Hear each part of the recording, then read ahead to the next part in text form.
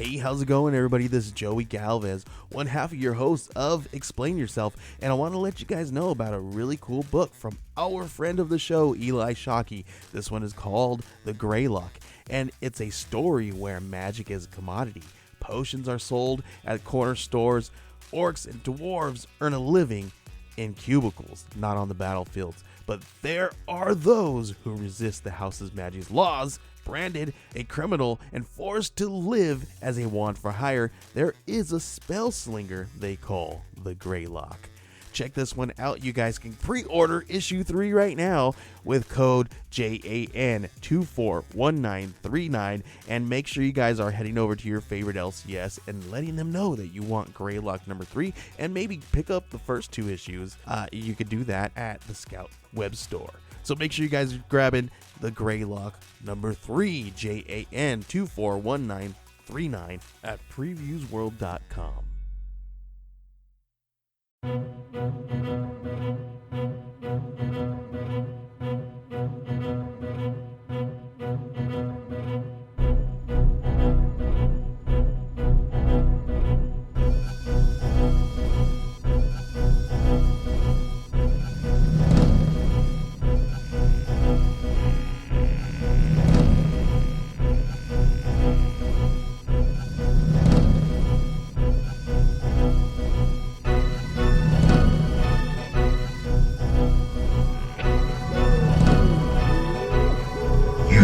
Entering the world of Crisis on Infinite Films, brought to you by All Too Real 2 Podcast. Okay, everybody, welcome to the latest episode of All Too Real 2. My name is Michael E. Cullen II, and with me, as always, is Sesame, Hector, and Carta. That's a name. Mm-hmm. Yeah, it is. Much like what we're talking about was a movie. Yeah. As in, it was moving pictures. It was, yeah, technically, by the definition, it was a movie. Yes. I watched it on a television. Mm-hmm. I mean, that doesn't mean everything you watch on a television is a movie. No. There's these things called TV shows. I don't know if you've heard of them. But they also are moving pictures, so it's kind of weird. That's true. They're not movies, but they are still... But they move. Exactly. Whoa. Sorry, I'm already starting to get a sore throat just from thinking about this movie. Yeah, well, so, as you probably know from the title of this episode, we are covering the 2011 film Green Lantern. 2011. Mm-hmm. That's the truth. Yep. 12 years ago, right? Yep. Okay. Yep. Just checking. This was made after Lord of the Rings. Yeah. And the original Spider-Man movies, and yeah, sure was. Mm-hmm. Okay. Anyways, so nowadays you may know the man who calls himself Ryan Reynolds as the guy who just sold a green color based cell phone company. Who, if you want to sponsor the show, I'd be more than happy to, talk about you in more detail. So if you're listening, cell phone company. Mint Mobiles, that was his company, right? Yeah, he owned 25% of it or something. Oh, okay. And sold it for billions of dollars. I mean, I don't know how much he got, but well, he got a lot from it. Yeah, I'm sure. And but he's staying on as their spokesperson. And probably getting paid for that too. Oh yeah. Yeah. So this guy Ryan Reynolds, who you may know from such classics as Nickelodeon's 15.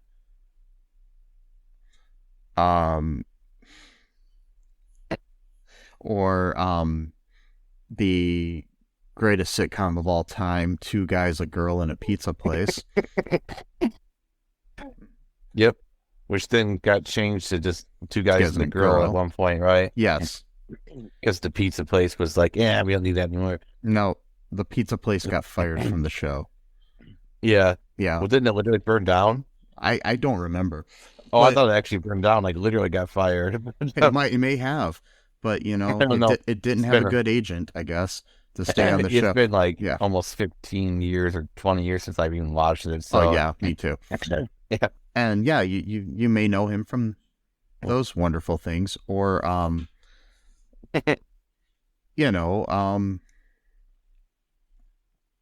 such movies as Blade Trinity.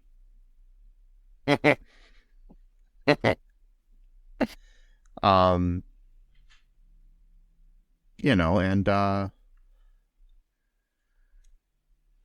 the Sabrina the Teenage Witch made for television movie. He was in that? Yeah. Oh my God. He was in Just Friends, which I love. I know that movie's kind of very, very dated, but I still think it's funny. Yes, and he was in that. He was also in that Wolverine not prequel, Beck's origin story. Yeah, where he played a version of Deadpool. Yeah. A weird version of Deadpool, but yeah. He was also in the 2003 film Foolproof. Oh, that's right. Canadian heist film. Yeah. Mm-hmm. Which we will cover for this podcast someday, I believe. We were going to at one point, and then we didn't for some reason. I don't remember what happened or why, but yes, I remember it was on YouTube, and it was like, because isn't that kind of how he started Mint Mobile, by just basically? Oh, it had already been a thing, but he gave it out as a free movie on there. Oh, right, yeah. So, out in the trees, full. Yeah, anyways, he's an actor. Probably best known as Deadpool. And which is a much better superhero film than Green Lantern. Okay. Yeah, so thoughts here on Green Lantern before we get into it. Initial thoughts. Yeah. I don't know. It was okay. It's just kind of boring. Yeah. And listless. I didn't really know what it wanted to be plot wise. It was just kind of like it kind of reminded me of like a group project type of scenario where, instead of having like a unified theme, it was just like each person just kind of put their own thing on it without any regard for like, there's no real thesis statement. Yeah, it's just like, I like this thing, so I've got to put this, like, yeah, I know it's a group project, but even though it's a group, it's supposed to be somewhat unified. It's not just each individual person's thing and just put it on there. That's what it felt like to me. It was just like, there's a backstory going on. Okay, we're gonna see the origin story, and then it was like, and it just like fell away, and then it was like a new thing, and it was like, so now we're getting into like the superhero montage. Cool. And then it was like, I guess we're off that now. Like, it was just like. And they're like, we got the villain thing with his stories going side by side. And so I think it's interesting. I think the villain's Hector story had more depth to his thing than the actual main character, which is Green Lantern. Like, so my feelings on this whole movie is basically that it was all exposition with no plot. Yeah. So, yeah. It's like, hey, here's your characters, and we'll have them do something for about 10 minutes at the end of the movie. Yeah, pretty much. I mean, that's what it was. Yeah.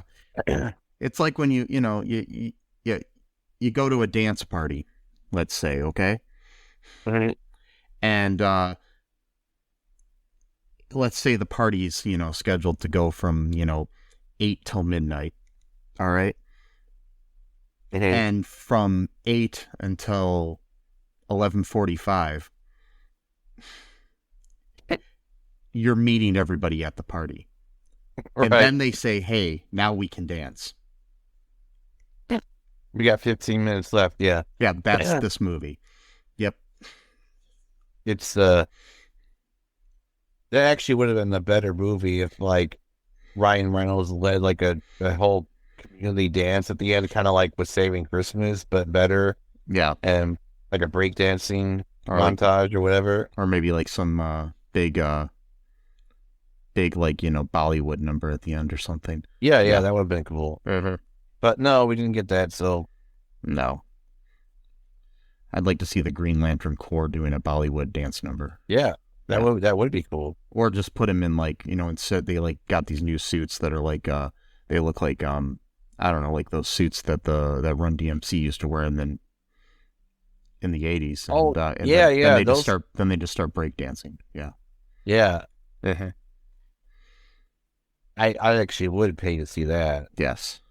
Some like theaters and actually watch that opening night. Speaking of those kind of tracksuits, this is totally off topic. Yeah. But I saw online today that the grocery store Aldi is selling tracksuits and like bucket hats like Run DMC wore. Oh my God. Branded Aldi.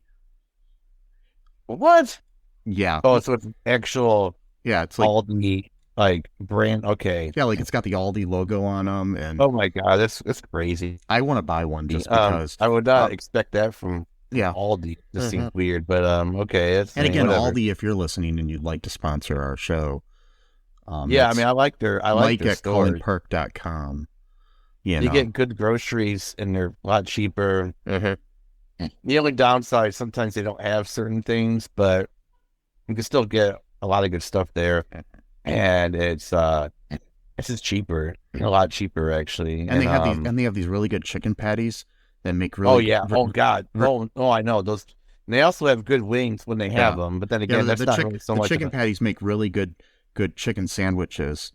Yeah, they do. And they don't come with homophobia, like a certain chicken chain. Well, I wouldn't say they're as good as Chick-fil-A chicken, but they're still pretty good. Pretty good. You don't feel like guilty for eating them.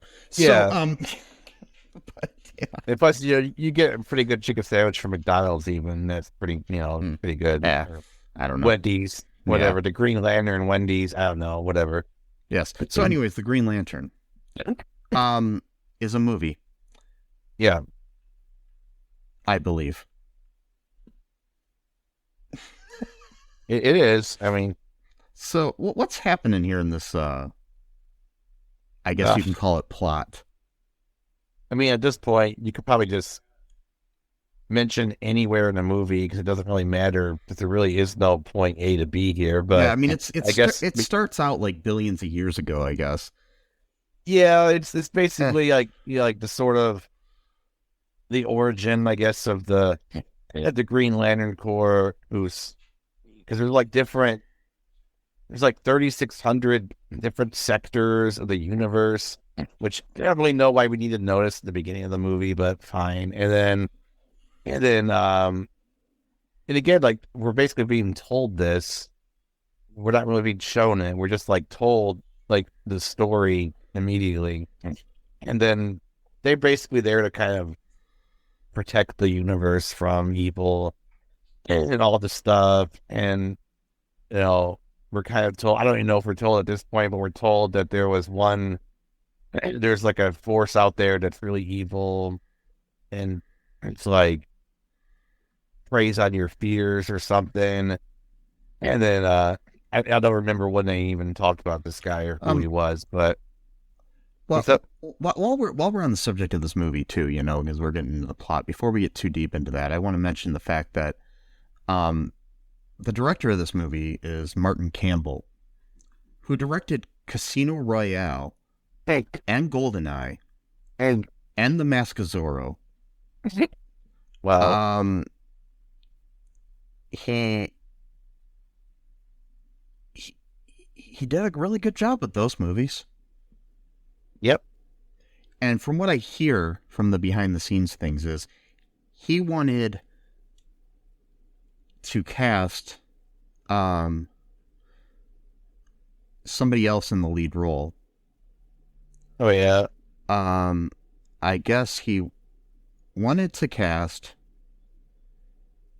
Bradley Cooper. Wow. And was basically so pissed off that the studio didn't let him because Bradley Cooper wasn't as well known at the time. Right, yeah. And he basically was so pissed off that he basically took out his anger on Ryan Reynolds.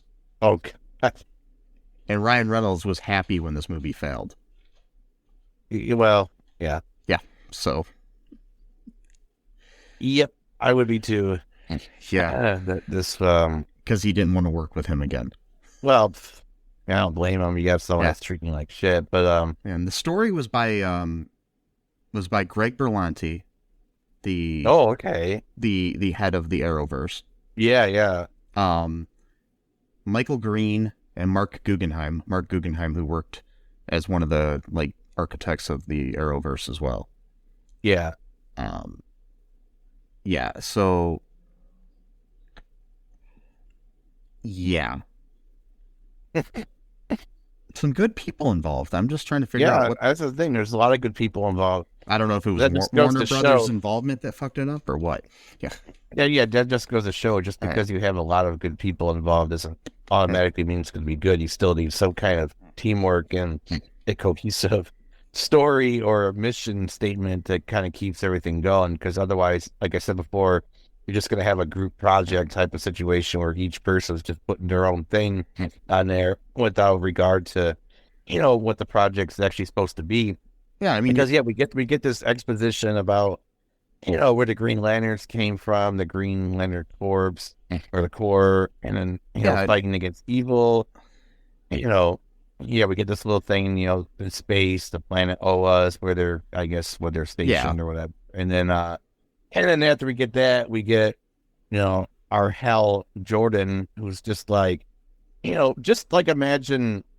Well, we also first we have an issue where this being called Parallax is destroying a lot of the Lantern Corps. Yeah, and Abin Sur is one of the Lanterns who is of Sector 2814. And he's basically about to die because of everything, and he's trying to find a replacement for himself. So, he tried to fight it, but then he got beat up too bad. Yeah, and Abin Sur is voiced by Tamara Morrison, aka Boba Fett. Oh wow! And Jango Fett. Yeah, and then he also went on to play the dad of Aquaman in the movie Aquaman. So, wow. Yeah, that's right. I forgot. We got Parallax, which is interesting because it sounds a little bit like Paralyzed.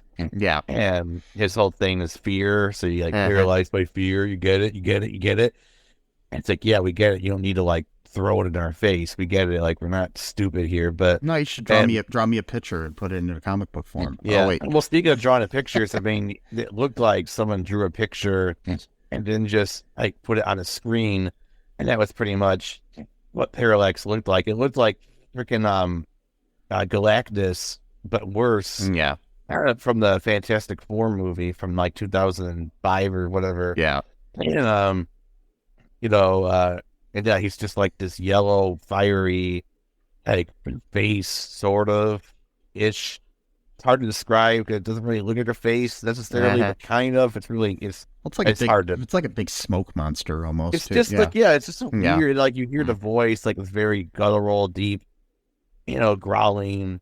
shit or whatever. And the dude ends Yeah, up it was just getting... voiced by Clancy Brown, who is a really good voice actor and actor that you know from things like Lost and stuff. So he's a good actor, but still. Yeah.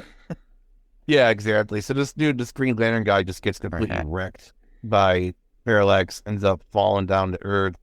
And that's where, well, I kind of get ahead of ourselves. Yeah. So that happens, and then we cut to we meet our lead actor. I guess. Yeah, our lead. I guess he's the lead actor. Yeah. Hal Jordan, played by Ryan Reynolds. Who he's and he's just being all Ryan Reynolds-y, but like turned up 11. Yeah, like all cocky and full of himself, sort of. He's a test pilot, you know, your Top Gun sort of guy. Working at Ferris Aircraft, which is run by Carl Ferris, and his daughter's name is Carol Ferris. Okay. Played by Ryan Reynolds' wife, Blake Lively. I don't know if this is where they met. It might be. Oh, that's his actual wife in real life? In real life now. Yeah. Oh, okay. Yeah. Yeah. Yeah, I can't remember if they met on this movie or if they got married before this movie. Okay. But cool. Oh yeah, this is probably where they met because this is before they got married. I think he was still with Scarlett Johansson at this time. So, okay. Yeah. ScarJo. Yeah. Yeah. Who is now married to Colin Jost. Colin Jost. Yeah. Yes. SNL. Mm-hmm. Yep. Weekend update. Uh-huh. So, yeah. He's a cocky pilot. They have like a test thing where we meet his like best friend during this scene who's like running things on the ground. Played by Taika Waititi. Speaking of people who have been involved and in better superhero movies. That's right. Wasn't he Borg? Yeah, and he is the director of the last two Thor movies. Okay, cool. Yeah, so. Well, I didn't really like the last one that much, but the Ragnarok is good. Yeah. Well, Love and Thunder was still better than this. Oh yeah, I mean, totally. Yeah. But anyways, we meet him, a young Taika Waititi. So yeah.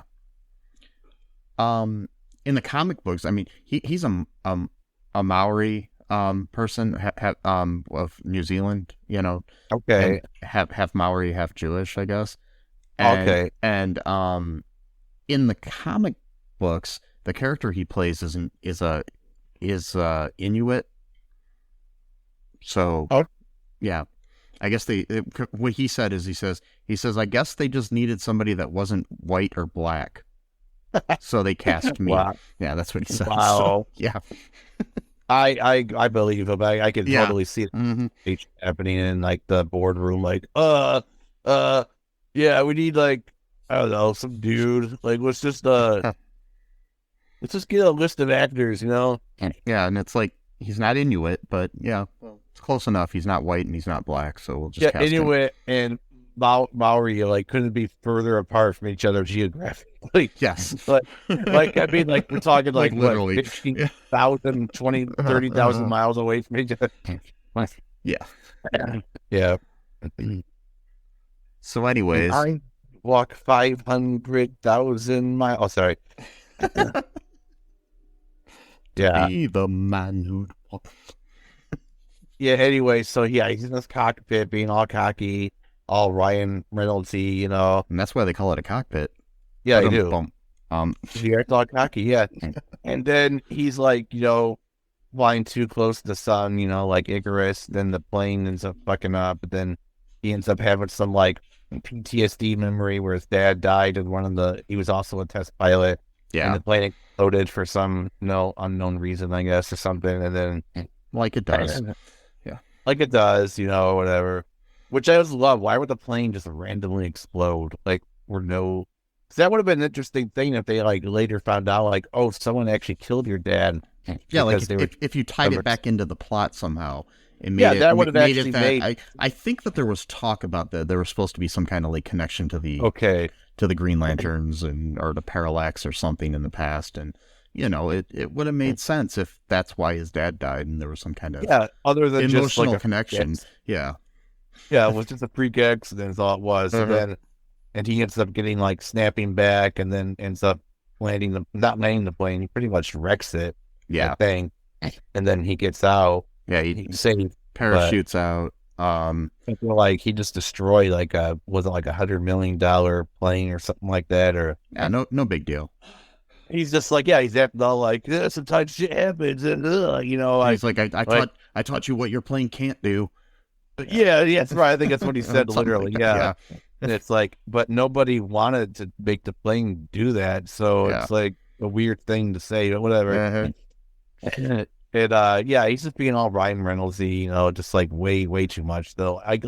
Like basically, like this is like pre-Deadpool. It's like you get almost hints of Deadpool, his personality in this movie, but it's not nearly as like cynical or gruff. Like he's cynical, but there's no finesse to it. That's the problem. Yeah, it's just like almost like cockiness, almost in the verge of like whining. Yeah, like whereas Deadpool he's just kind of like dead to himself a little bit. No pun intended. Yeah, no pun intended. But you can sort of see like the sort of like seeds. Yeah, you know, Deadpool coming from this great movie, and and they have some sexual innuendo here and there where, you know, the woman that's is his boss now, but they used to work together as test pilots, I believe. Yeah. And now she's like the boss of the company or whatever. Yeah, well, it's her dad's company, so. Oh, it's right. Yeah, it's her dad's company, but she like runs things. Yeah. For the most part, I think. And then, she's the vice president of Ferris Aircraft, and I guess she's been the long time love interest of Hal Jordan. So yeah. Like I guess they used to go out or whatever, because she mentioned something about like, oh, people jumping in your cockpit or whatever. Like, ooh. See, the thing I didn't get is if they were currently dating or if it was in the past or what was going on. I didn't really. No, I thought they were not current. I thought it was like a past. Yeah, but I couldn't tell because then later on, like he kisses her and stuff, and it was just like seemed like I don't know, like maybe they were still dating. I didn't know what, you know. Well, that's the thing, you know, when they don't tell you or they don't show you enough, and just you don't really know what's going on, then that's part of the problem. Yeah, that's the problem. They showed you too much and not enough at the same time, because like key points were missing, but you had too much exposition elsewhere. So yeah, like 75% of this movie was pretty much just like Hal like emotionally coming to terms with being the Green Lantern, but like not in a good way.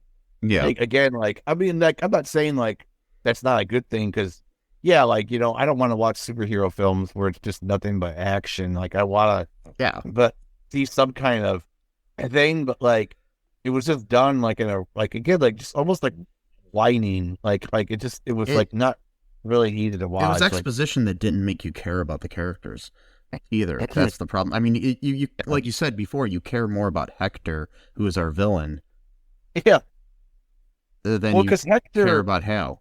Yeah. Well, because Hector had a more interesting backstory. Because we'll talk about him because.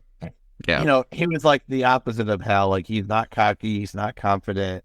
You know, he's very much just kind of living within like a shell of himself. His dad, you know, is a senator and, you know, wanted to pull string for him to get all these really cool jobs, but, you know, he didn't want to be, you know, like a nepotism case, but then, you know, he couldn't really get great jobs on his own or whatever. Yeah. And so dad's like disappointed in him for just being like a, you know, like a junior college chemistry teacher, professor, or something like that, or whatever, you know. And then his dad ends up pulling the strings to get him to work on, I think it was the body. Okay, we're gonna get so basically all over the place. So what happens is Abin Sur, whatever it's pronounced, fell to the earth looking for a replacement, and this green energy ball basically brings Hal there as the replacement. You know, it's you know, most people know this. That's how, you know, when you're replacing somebody in a job, that's how you get selected. You know, a big energy ball comes and finds you, big green energy ball, and then just, you know, takes you to, you know, become the new you know, stocker at Walmart or whatever. Well, yeah, but also we do know that's true because that's what Chris, the transparent wolf ghost, did to Joshua the lion to make him become Joshua from the Bible, Joshua the Promised Land. Oh yeah, that's true. Threw an energy ball at him. So apparently this is like a universal thing that happens in movies. Maybe these are both part of the same, you know, cinematic universe. I mean, honestly, some of the special effects in this movie were just like a shade better than what we saw in Joshua and the Promised. Yes. Yep. This movie cost $200 million to make. Yep. In 2011. 2011. 200 mil. And guess what its box office was? I know it didn't break even. It was 220 million. So it did break even, but barely. Yeah. And that was barely enough to pay for the actors, probably, and then like nothing else. Yeah. Yep. So we've got that. Yeah. So anyways, what happens after he's taken there in a big energy ball? The dude basically, like, you know, he gives him like the oath and basically just decides that he's a successor. Which is weird because, like, you don't get a choice in the matter, apparently. And then he gets the ring and, you know, get the lantern, which is how you're supposed to charge it. But he doesn't know what that's for until later. And then I think he calls up his friend, I think. And, because he needs a ride back because he was just taken there randomly by a big energy ball. Yeah, exactly. Yeah. And he's not really supposed to tell him, but I think he tells him anyway, or the guy finds out somehow. And then, he basically becomes his sort of like his sidekick in a way. Yeah. Like not so much like a Robin, but sort of like the guy who like helps him figure out like. Yeah, he's kind of like an Alfred or something in a way. Yeah, he just figures out how this stuff works, and but then like that's all we get. Like for most of the movie, Hal's just completely resisting this to the point of like yeah, I understand you're supposed to get some resistance, but it was like most of the movie, he had like all these opportunities to like use the ring or do something. Yeah, I mean, it's the you know, the in storytelling, the refusal of the call. Yeah. That you know, most heroes have.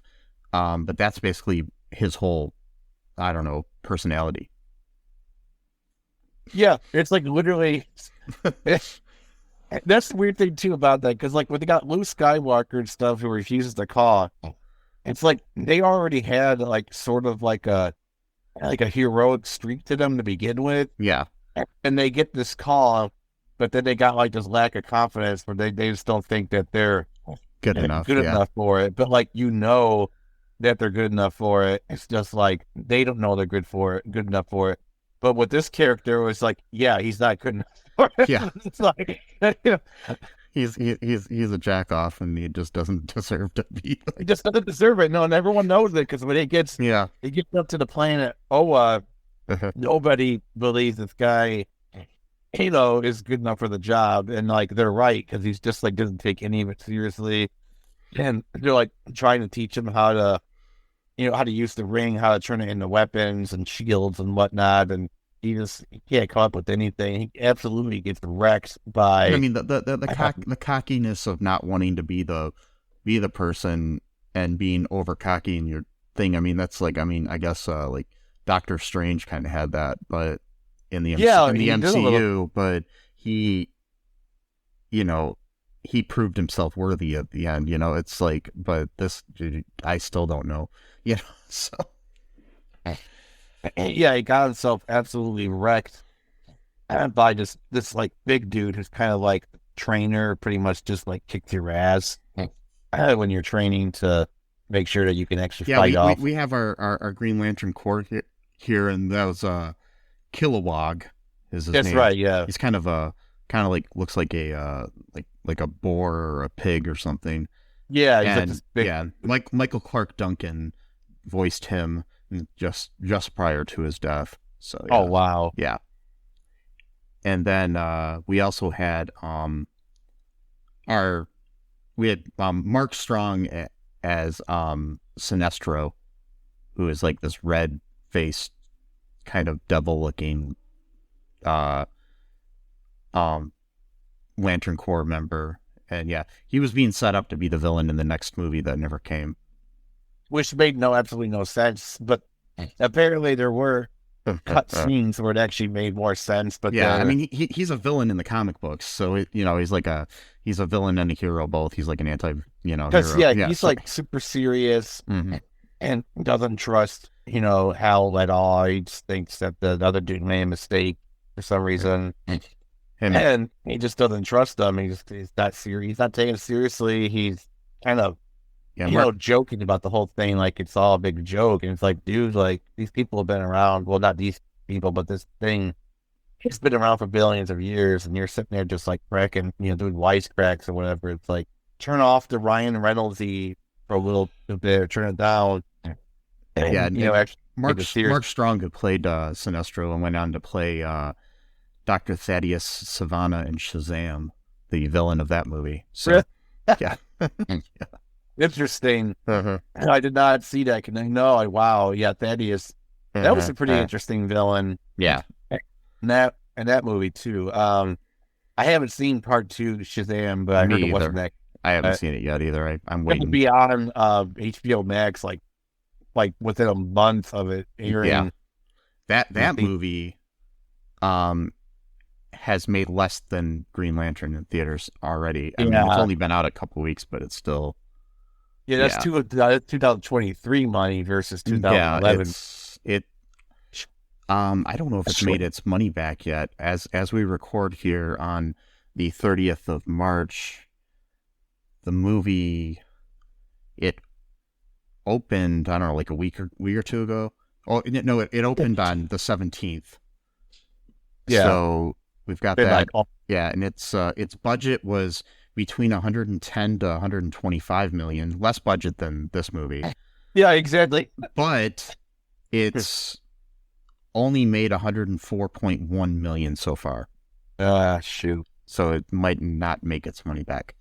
So yeah. I think people are just having superhero fatigue right now. I think that's part of it. I think that, and right now with the the way that Warner Brothers is going, and they want to basically reboot the whole DC movie universe anyways, so people are kind of like, this is like a movie that's just kind of there, that's probably not going to have a sequel or anything like that, so it's nothing to really care about anymore. Well, that's the problem with having, and this is kind of a whole other side rant. This is the problem I have with having a cinematic universe. It's like, because it's cool and stuff like that, but like nobody expects standalone movies anymore. Like like a bad. So it's like Shazam needs to have 7 movies for it to be worthwhile. You can't just watch a movie called Shazam and like it. It's got to be part of a huge. Yeah, I mean, the thing with it is, it's like when the first Shazam came out, it was like, it wasn't really touted as part of the overarching DC extended universe at that point. Right. I mean, it did have like a Superman mention in there and stuff like that, but it stood on its own, and that was fine. The problem with it is right now, any movies that are being released by DC that are prior to the takeover of the movie unit by James Gunn and what's his name, Peter Safran or something. It's they're basically kind of just like when you're killing off a sitcom on TV after it got canceled, and you just decide to air the rest of the episodes because, a lot of times people don't watch that. Like if you find out a show got canceled, but hey, we're gonna have a new episode next week. Right. That's kind of what Exactly. that's what these movies feel like. It's like, Yeah. the reason being is that if they were just standalone movies, that'd be fine. But we know that they're rebooting everything and making it cohesive. So Yeah, exactly. yeah, it's different. Yeah. So it's like, is what it is, I guess. But it's, I mean, yeah, Oh well. it's I'll still watch the movie. So yeah. yeah. When it comes out on HBO Max, I'm definitely gonna watch it just to see how it is. Uh-huh. But I'm pretty sure it's gonna be better than this movie was. But Yeah. even though it costed $100 million less money in 2023 money as opposed to 2011 money. Yeah. But, and I guess all that went into the great special effects CGI. Oh, no, actually, no, because it was terrible. And, Yeah. can I talk about the suits? Please, I'm dying to talk about the suits. Can I talk about the suits? No, you're not allowed. Damn it. Um, Please, I want to talk about suits so badly. Tell you what. If you Venmo me right now $5 million, I'll let you talk about I don't the have suits. $5 million. I have like 80 cents. I think. All right, I guess what? I'll let it slide this time. Okay. We're allowed to talk about suits for free right now. Go Yeah, ahead. okay. These suits are so bad. Like it's like the suits like become part of the body type of thing, kind of like Iron Man's suit, where like it, like it all like happens like a nanotech type of thing. Where Yeah. he puts this, like, what was wrong? Just was wrong with just wearing a suit like Batman or Superman or whatever. It had to be this thing that becomes part of yourself, and like the mask that's just like a little thing around the eyes was supposed to somehow, conceal his identity, which is one of the things that I don't like either with Supergirl and stuff, where it's like, how does no one know that this is like Kara Danvers? Like, Yeah. I mean, like, if she just has a little mask on, that's it, like around her eyes, and like, oh, a blonde woman who's got exactly the same facial features and structure as this, but who knows? It's a totally different person. But, and like it just the way it went over his eyes, it just looked like almost like Bible Man type of special effects we're talking here. Which when his eyes change color too when it's on there, and then you know that the whole thing, it's like his eyes were animated too. Yeah, that's right. Yeah, So the eyes... it's kind of like that thing, like when you take away the performance of an actor's eyes, it's harder for you to believe they're real when you have fake eyes. That's why a lot of times when they computer generate people like Grand Moff Tarkin in Rogue One or something, the eyes weren't quite right. That's what made the character feel in that uncanny valley sort of thing, in my opinion, because the eyes are definitely the the window to the soul sort of thing. So yeah, exactly. It's man. Yeah. So yeah, the suits suck. Again, we got the Hector stories way more fleshed out. Yeah, so let's get to that. So like basically Hector is like, kind of a loser. Yeah. But still a good scientist, not necessarily great. He's called in to work on the body of the alien that they find after Hal left it there because he had to get out of there. Right, because because I forgot the authorities were already driving out there looking for Adi. So, because he couldn't hide the spaceship that he came in. And we also have Amanda Waller, who is a character in this movie. That's right. Yeah. Played by future Black Panther actress Angela Bassett. Yeah. Yep. Right. Who may or may not have been robbed from the Academy Awards this year, depending on who you ask. So, it's all effective. I mean, it's just it's a I think awards are a sham anyway. So whatever. Yeah, but she's running this lab or whatever. She's the head of the Suicide Squad in future movies, played by Viola Davis later. In the comic books though, she's like 300 some pounds or something usually. So, Oh, really? yeah.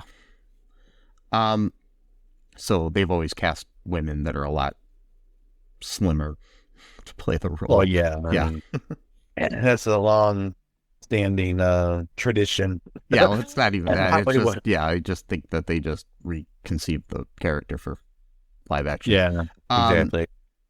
But yeah, it was interesting, waste of a good actress in this movie. Also, we have Tim Robbins, a good actor, playing Yeah, exactly. playing Hector's dad. Even though Peter Sarsgaard plays Hector, he was born in 1971. And where's Tim Robbins at? Tim Robbins was born in 1958. Right. Even when I saw them two on screen, They I do was not like- look like they're old I enough to would be like. father and son. I'm thinking like Tim Robbins is his older brother. That's what I'm thinking. Yeah, me too. Like he's 12 years older. It's one of those situations where we kind of were born, years apart. But it's like, Yeah, unless your dad was like 13 when he had basically. I I mean, they gave Tim Robbins gray hair to make him look a little older, but he's to still make him look a but little older. But, he's still. I mean, he is a good looking guy, and he still looks young. So it's like, right. and for some odd reason, I love Peter Sarsgaard, but he's always looked older than he is. So it was kind of this weird. Always looked that way. Yeah. Yeah, he's always looked older. Like I always thought it was weird that like Peter Sarsgaard, even though he is a little older than he's a little older than Zach Braff, but he was like playing his like high school buddy in Garden State. Right. And I always found that weird because he just seemed like he was like older than Zach Braff. So it was just But Yeah, he's always got that rugged look to him. The great actor though. I mean, Yeah, totally. just watch Shattered Glass and you'll see. Oh God, I love that movie. Yeah. So much. One of the greatest movies ever made. Yeah, totally. So That was actually our first movie that we ever reviewed. yeah, we reviewed Off it our on podcast our was old Shattered. our old podcast, All Too Real, the prequel series to this series. Yep. So yeah, anyways, Hector is this kind of losery guy, and we've got but he's brought in to work on that, and he gets exposed to something that I didn't fully understand. Yeah, exactly. Some of the yellow fear energy was in his body, I guess. Yeah, When he got wounded, and then he went down to Earth, and so and somehow the way it affects him is it made his head keep growing bigger and bigger. Like his brain was growing so big that at one point he had to get around in a wheelchair because he couldn't carry his head around. it was Yeah. it was sort of like the big head scientist, motif. Like you've seen a bunch of characters who have like a really big head or whatever. It's kind of like a MODOK And sort of thing almost. I or whatever. thought, yeah, MODOK. I was thinking too, maybe they were trying to kind of do a symbolize that like his head's gotten bigger, like meaning he's got more cocky and he's kind of gone more extreme because unlike Hal, he spent his whole life. I mean, I'm probably reading way too much into this because it's a Green Lantern movie, but he spent his whole life being like, in the shadows and not confident and stuff like that. And suddenly now he's like being able to read people's minds and things like that. So now his head's getting bigger. But to be honest, I'm probably giving that way too much credit. I don't think they even thought of that when Probably. they did. But I mean, who knows? I mean, that might have been the basis. Like in the so in the comic books, they based all of these characters on the drawings of these characters on people at the time. Sinestro was based on Peter I think it was Peter Lorre or somebody. I can't remember. I'm trying to remember now. I gotta look this up. Okay, so I found it. The basis for the characters of Hal Jordan and Carol Ferris were based on Paul Newman and Elizabeth Taylor. Okay. Sinestro was based on David Niven. That's who it was, the British actor. Okay. And Hector Hammond was based on Burl Ives. Burl Ives, Elizabeth Taylor, and Paul Newman were all in Cat on a Hot Tin Roof. Oh, I thought you were still... So basically his name is, he was based on Burl Ives, and those people were all in the movie A Cat on a Hot Tin Roof, which came out around the time that they were drawing these characters. So they used the likeness of Paul Newman, Elizabeth Taylor, Burl Ives, and then David Niven for those characters. So, okay. yeah. So look those people up and see how they did. Yeah. You see how they... See if they look like them. Yeah. So, anyways, he's a loser guy. I mean, he's not really a loser. He's just, he's just not confident. I mean, he's got a job and stuff. I mean, it's not like, But you care about him because they realize that his dad is kind of like one of these, typical, powerful men who... Yeah, like pull some strings, to get you a good job. And he doesn't want that. He wants to make his own way. But, of course, he doesn't make his own way to be some great things. So dad's disappointed in him, And so, whatever. Yeah. So, anyways, he basically ends up... He ends up at one point trying to kill his dad with his telekinetic powers at this party by sabotaging his helicopter at this massive party that they have. And he kind of like brings Parallax into the Parallax view. Oh, wow. Ooh. Because that's a thing, the Parallax view. Yeah. Anyway, so, yeah. He's sort of like in communication with Parallax at this point. Yeah. Kind of. And he can kind of read people's minds and stuff, too. So he starts, reading people's minds at this party. And, he... basically, at the party, Hal ends up using his powers, and he saves the senator. And he also saves Carol, who is put into peril. Carol is put into peril. Yeah, Carol put into peril. Yeah. And Carl owns them. Yeah. Yeah. So the following night after that, we get Hal visits Carol's home in costume. Yeah. And she immediately recognizes him and says, I've seen you naked. I know who you are. Shit. Because that's how you can tell who people are. Yeah. Even though their face, whatever. Yeah. I have a hard time recognizing anybody I haven't seen naked. Yeah. I mean, I do kind of think that was interesting. Yeah, I know I got the joke. Yeah. Sorry. No, I wasn't trying to act like I didn't get it. But no, I gotcha. I was just trying to say I forgot, but I did like how they kind of broke the fourth wall a little bit by her saying how would I not recognize you when you just have like a little strip of around eyes or whatever, Yeah, that's one of the things that's always bothered me. It's like it's like the whole Clark Kent has glasses on so we don't recognize him thing. Like we were talking earlier with like Supergirl, she doesn't even have I mean, I guess she puts glasses on when she's Kara, but sometimes, but not always. Not when she's.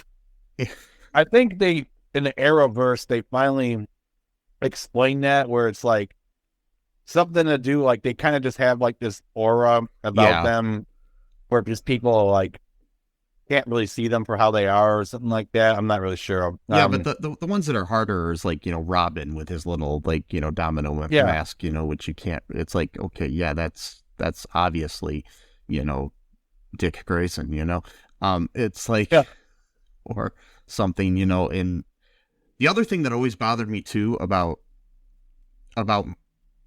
the movie adaptation of like Batman, for example, he would put on his cowl, and then all of a sudden there was black paint around his eyes. Oh, but then he takes it off and it's not there. They finally, in the Robert Pattinson the Batman, when he takes off his mask, he has the black makeup on around his eyes. Yeah. And it's starting to, like, bleed off because of sweat and whatnot. They finally got it right. Yep. It only took like 5 million Batman movies for them to get that right. Yeah. Yep. Yep. Exactly. Yep. So we've got this, anyways, he visits her. She figures out who he is.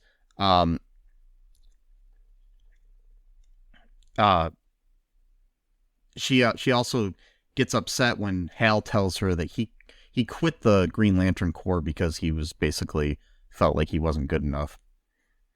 He was kind of made to feel like he wasn't good enough by Sinestro. Yeah, I mean, yeah. Yeah. Then Hector uses his telekinesis to successfully kill his father by burning him alive. I mean, it shouldn't be laughing, but no. He also, he's just trying to, he had elevated Amanda Waller like high above the floor, and as she's falling, Hal arrives and saves her, but he was too late to save the senator again. Yeah. And I mean the powers of I'll just tell you this, I've never been a fan of Green Lantern, like in the comics or on animated shows. Just his superpower that he can create random things and stuff. It's just, I don't know. It seems a little convenient to me. Yeah. Yeah. Well, they do have like other sub stories, like the black ring and like the yellow ring, and you kind of like you get like different powers of stories around those. Those are kind of cool, but yeah, I don't know. There's, I guess, especially this version of powers just seem where you can create, guns, and you can create a pool of water, or you can create, an airbag if you wanted, or whatever. It's just, he couldn't come up with shit. Yeah. Like Hot Wheels thing. Yeah. That's how he saved. That was like the one time in the whole movie where he actually used his powers to do anything. We're like 75% in the movie at this point. Yeah. And he finally used it to actually do something cool. And now we got 25% left of the movie. They just one other cool thing, and that movie's over pretty much. I mean, it was like, you only did 2 things in the whole movie. Yeah, it's like they go on. He's like ends up at one point Hector ends up kidnapping Carol so she can play her damsel in distress role that, or Carol in Peril. Carol in Peril. That should be a comic book itself. Yeah. It's just her, like, tied to a train track, or hanging off the cliff of a mountain. Just different things where then, either Hal or another superhero saves her, Right. It'd be like, oh, Carol's in peril again, and they're at the, Justice League headquarters, and it's like, oh, yeah, you got this one, Bruce? Yeah, I'll go get her. How about you, Clark? You can get her this week? Oh, yeah, sure. Yeah. What if that's actually her, like, job, though, is to basically be like a damsel in distress in order to, like, test other people's ability to save people? Like, that is her Carol in Peril.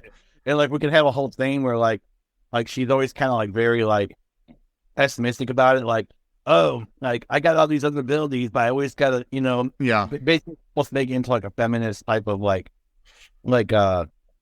critique of, like, superhero stuff. Like, Like, I could be doing all these other things, but I gotta, tie myself to some train tracks or whatever. Of course, don't say that because then you'll get the anti-wokesters to like, oh yeah, have a brain aneurysm over it or something like that. Like, no. The Anyway, yeah, she does become a superhero in the comics, herself. Oh, really? Yeah. She's Star Sapphire. Oh, okay. Yeah, it's a character who like has, I guess she's kind of his name. They are usually villainous though, so she does have superpowers, but she's like Star Sapphire. I guess becomes kind of villainous. So yeah. Okay. I don't know. I'm just reading the Wikipedia right now. So. Oh, okay. Yeah. Yeah, that's interesting. Yeah. In the comics, she ends up fighting the Green Lantern and stuff. Okay. So yeah, I don't know where that came from. Yeah. Yeah. So I was at this point, like, what's that? Yeah. So who knows at this point Yeah. what they're thinking of, like just making stuff up. Yeah. Comic books are fun. Yep. Just like soap operas and like wrestling stories, they're all just kind of crazy. Like one week somebody's a villain, the next week you care about them, Yeah. It's like, yeah. So anyways, the whole there's a big battle where Hal basically says, hey, he takes off his ring and says to Hector, hey, here, you want it, you can be, he's like, because he's all like upset because he's like, oh, it's always you that gets all the, good stuff.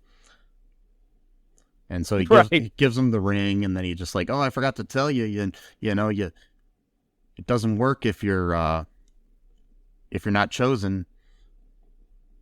So Like, oh, so he doesn't, powers don't work really well for him.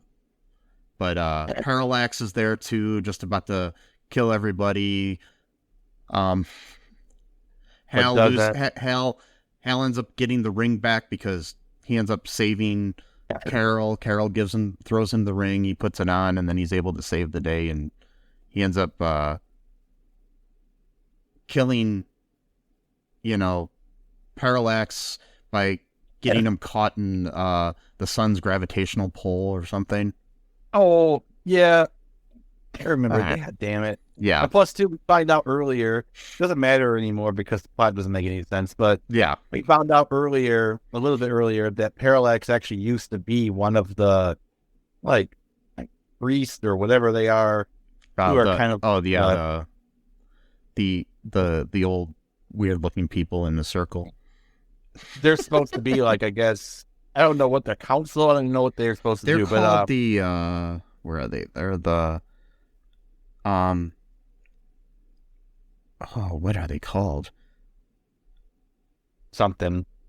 Guardians of the Universe or something? Yeah. Yeah. So yeah, they're the Guardians. He used to be one of them. They're the Guardians of the Universe, not to be confused with the Guardians of the Galaxy. No. Yeah. So the whole reason why the yellow stuff comes into play is that it turns out that there are different rings. It's not just green ring, and that his idea was that I think they were up against like a really powerful foe, and he didn't think that the green ring would work alone. So he heard about the yellow ring, and he wanted to utilize its powers along with the green ring so that they can defeat whoever. I don't even remember who it was. Something, but then the yellow ring is too chaotic for most people to handle, so it usually ends up just kind of like possessing the person to do like its bidding, as opposed to the green ring, which is you're supposed to have like the willpower to make it do what you want it to do. Yeah. And so he ended up becoming evil because the ring took over, kind of like almost like literally like the Lord of the Rings, Precious, like literally, And the special effects in this movie were so far superior to the Lord of the Rings movies. Oh yeah, it was like the Lord of the Rings was basically just a like cardboard cutouts and stuff, right? Yeah, it was totally. I mean, come on, yeah.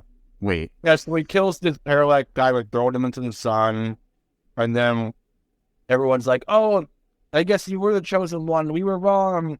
And then even Sinistro's like, begrudgingly like, oh, you proved yourself, whatever. And then we're like, yeah. And then, everyone lives happily ever after. He's with Carol and Carol. And then Hector's dead, of course. And then, that's it. Then we get this screen cut at the end where... Yeah, we get a mid-credit scene. Yeah. What happens, Mike? What happens at the end credit? Sinestro takes the yellow ring and places it on his finger, causing his green suit and eyes to turn yellow. No. What's that? Didn't he learn the lesson already? Uh-huh. Yeah. Anyway, it's a piece of shit. But, And yeah, like I said, I mean, the special effects, it's like, okay, Jurassic Park came out in 1994. Yeah. Or somewhere around there. I could be I think it was off. 93, actually. Maybe it was 93. I could be off by a year or two, yeah. But think about how, long before this movie came out, that those effects were just, like, amazing, and they still hold up to this day, pretty much. Oh, I know. And then you have, like, the Lord of the Rings movies and the Harry Potter movies and other movies that have, like, this great special effects. Prior to this movie coming out, and then this is what we get. With a $200 million budget. I know. It's like... It's wild, man. I'm curious, like, where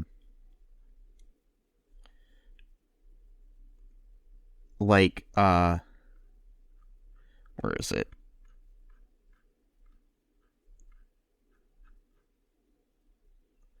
The Harry Potter and the Sorcerer's Stone, which came out in 2001, right? 2001, was a $125 million budget. Okay. And that's like 11 years, 10 years before the other one. What was let's see the...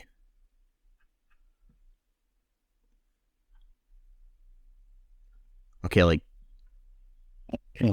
Deathly Hallows Part 2. Let's see what that was a $250 million budget, so $50 million more than this movie. Yeah.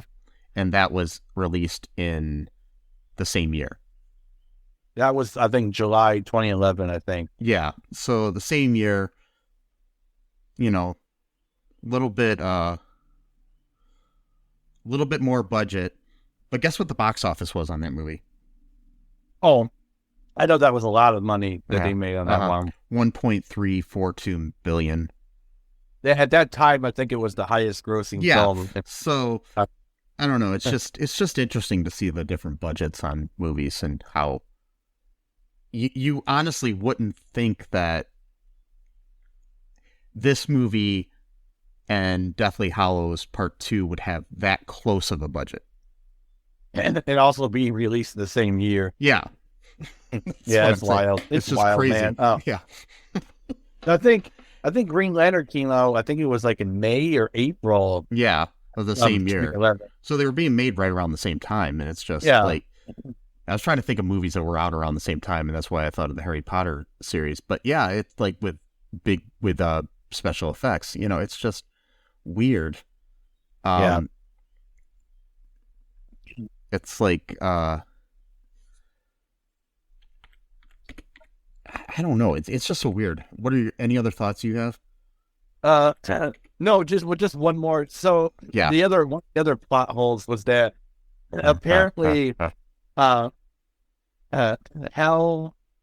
Carol, and Hector had known each other since they were kids, and they just kind of dropped that at one point.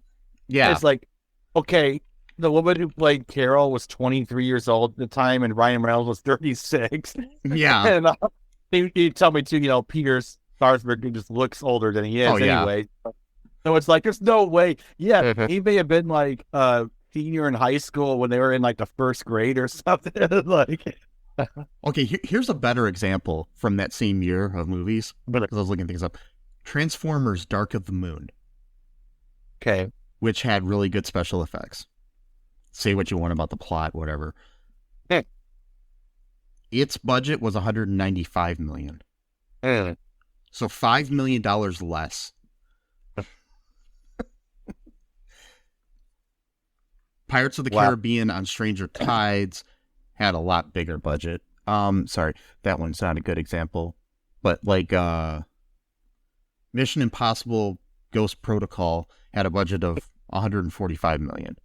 Oh wow. That year. Yeah. So yeah, that's just like, okay, in Fast 5, Fast and the Furious, $125 million budget. So this movie had bigger budgets than, a Fast and the Furious movie and a Transformers movie and a Mission Impossible movie. All of which used decent special effects, a lot of special effects, especially Transformers. Because, it's just weird to me that, Optimus Prime looked real to me, but the characters in this movie did not. So No, not even close. yeah. And these were humanoid characters and not a fucking Yeah, they weren't car. robots. Yeah. Oh man, Yeah. it'd be cool if they maybe who knows, maybe the new DCU, maybe they'll redo it with a better story and better. Well, there's special effects. they were Greg Berlanti was at one point, and I don't know I think somebody else, he left the project, but he was at one point developing a HBO Max television series about the Green Lantern. Oh, it's right. Yeah, I remember that with supposed to be with the dude who played John Diggle, right? I think they were going to go in a different direction because they were going to go with a different Lantern than John Stewart one. But back in October, they announced it's being redeveloped. It lost its writer.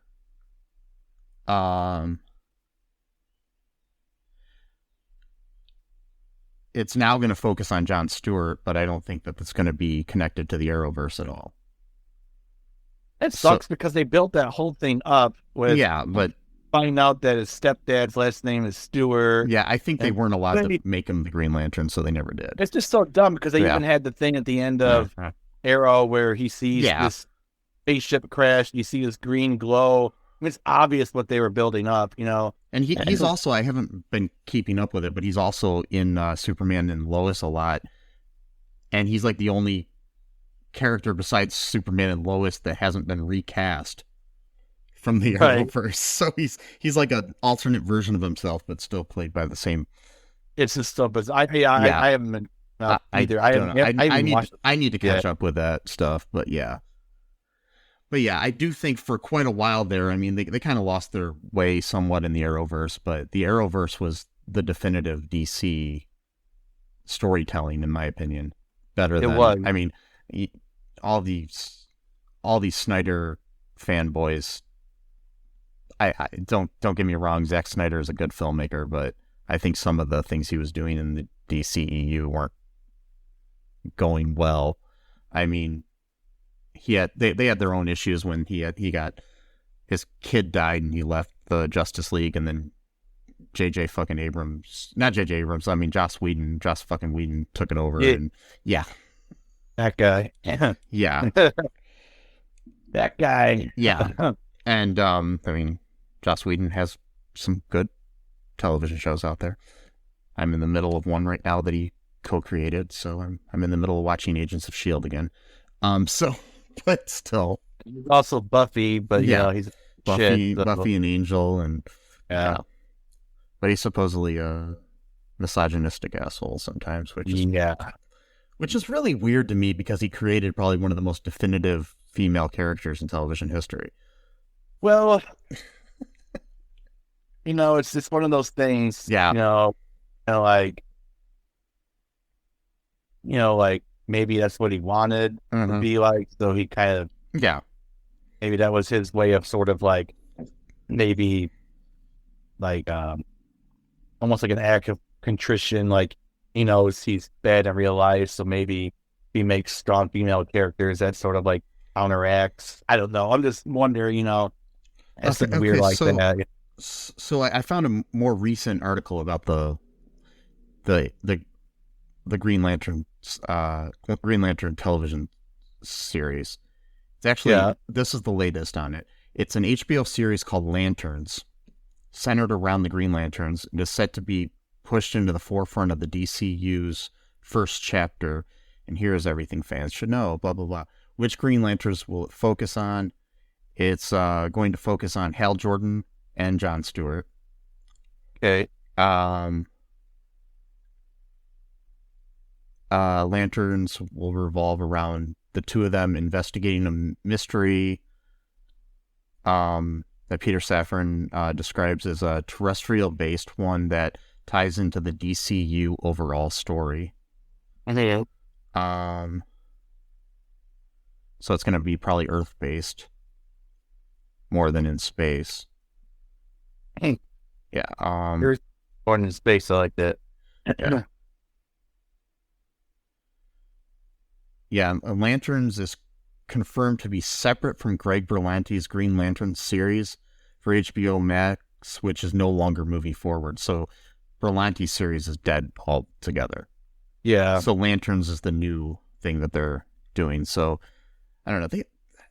My opinion, they should have given Greg Berlanti some kind of like, I don't think he should have been instead of James Gunn necessarily the head of DCU, but they should have given him some kind of like high position there. I think he's still got like an overall deal with Warner Brothers and like contract type stuff, but he's also, he's created other TV shows like You on Netflix and some more dramas and stuff that I can't think of off the top of my head.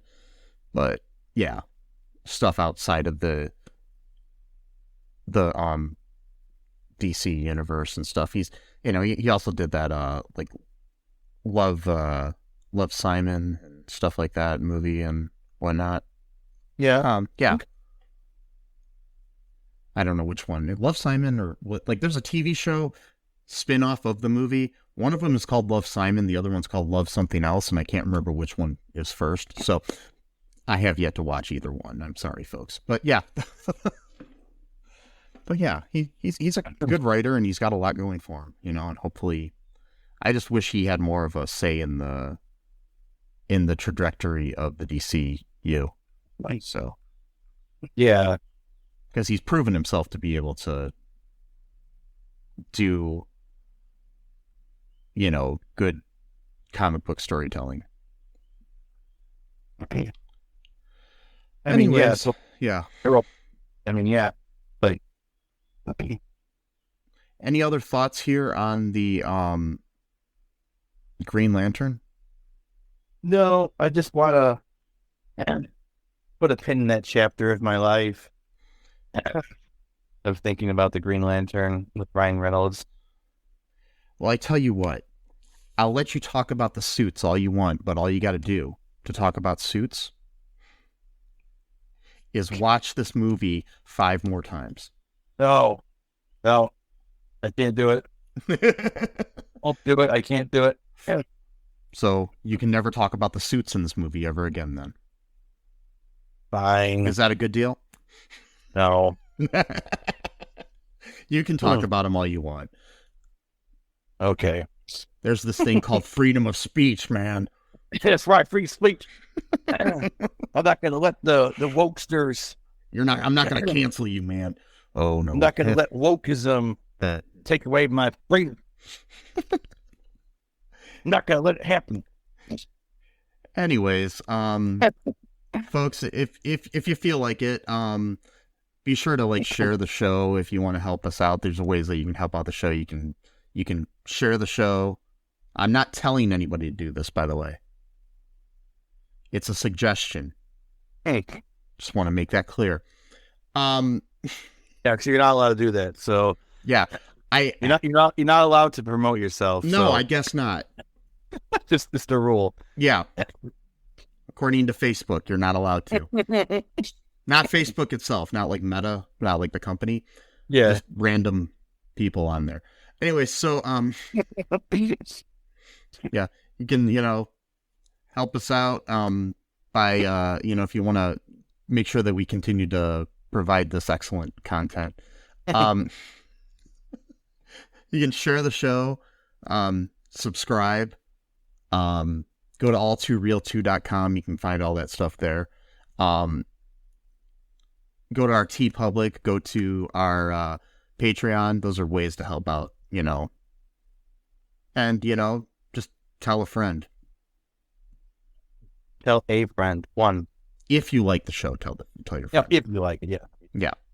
And if you don't like it, then yeah, and if no you reason. want to, again, I am not telling anybody to do any of this stuff. Nobody is forcing you to do this. And if you want us to share anything on our page or anywhere else, you can send it to us. And we'd be willing to do that within reason. And yeah, we promote other people's stuff all the time, but apparently that's bad too. So, well, no, apparently we don't do that. Oh, that's right. We don't. Mm-hmm. We have not promoted my ex-guitar teacher's album and tour, and we have not promoted. Heck, even mentioned big channels that don't even need mentioning, but No. I just wanted to say it because I liked an episode they had. Whatever. And in our show notes for the past, few years, we have not had a bunch of charities listed. Oh no. Those have not been there. Nope. But they are. So here, now that I'm mentioning them, check those out because, those are a lot of people out there that could use help these times of the world that are good, bad, and indifferent. People struggling with things, whether it be health or political issues or, social issues, whatever it is. There's ways to help that are listed in the show notes right there. Right there. Can't see what I'm doing, but I'm doing this whole hand motion thing where I'm saying they're right there. You can see them. Anyways, so folks, sorry, little tangent there. Anyways, and again, another thing. Thank you for listening to the show. We appreciate you. And remember to be good, recycle, be kind to each other. Remember that I love you. And Sesame loves you. Uh-huh. And until next time, bye-bye. Thanks for listening to All Too Real 2 podcast, a Cullen Park production. Produced and edited by Michael E. Cullen II. Music by Matthew Hawes. Subscribe and share the show. Visit us at cullenpark.com.